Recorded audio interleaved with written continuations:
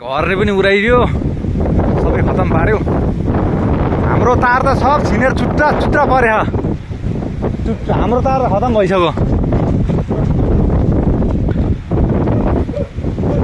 घर पनि उड्यो गाई, सबै उडाइदियो, यहाँ खतम पार्यो।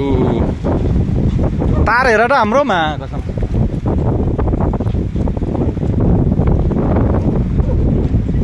छिनिसकेछ उहाँ उता टुक्रो हटाउने।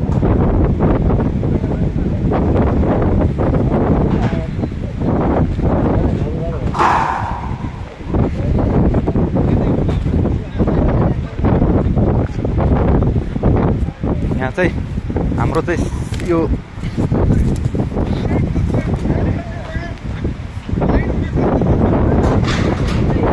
दाइ म त 10 सेकेन्डले बाँचेको आज यार।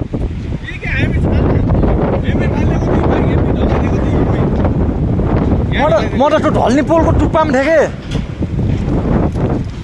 त्यही त्यहाँ तार झरेको थियो के रे,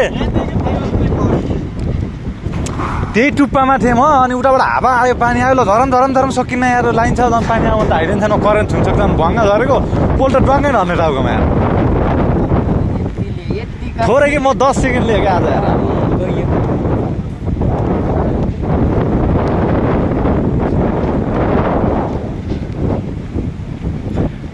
यसलाई लोसन दाइ, यसलाई टोसमा हालिदिनु न, पिफोमा फोटो खिचेर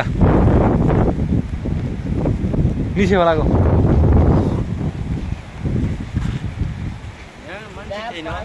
मान्छेहरू थिए कि थिएनन् खै, म त यार पर पोलको कस्तो कुरा गर्नुहुन्छ त्यो, त्यहाँ फाइबर झरेछ नि त, म त पोलको टुप्पामा यार, त्यहाँ त्यही ढल्ने पोलको टुप्पामा पोल ढले त्यहाँ बुढा बाटै ब्लक छ त्यहाँ, त्यो साइडको पोल ढले। अनि अब त त्यो त बाटो त त्यो पोल नठराउनु त सम्भवै छैन। पोलको टुप्पामा पुगेर राम राम राम राम राम धन्यवाद बाच्छु यार।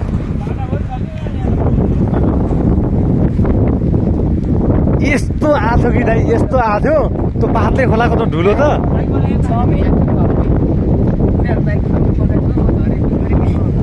उहाँहरू 10 सेकेन्डले बाँच्नु भयो, हामी 10 सेकेन्डले बाँच्छौँ। म हेर न टुप्पा, म त दाइ टुप्पामा ठेके, टुप्पामा के कुरा गर्नुहुन्छ।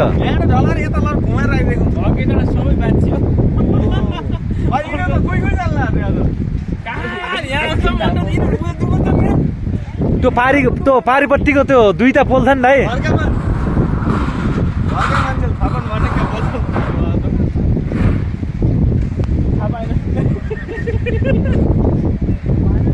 के को नढापाउने हो यार, उहाँ अघि नै थाहा पाएँ के रे।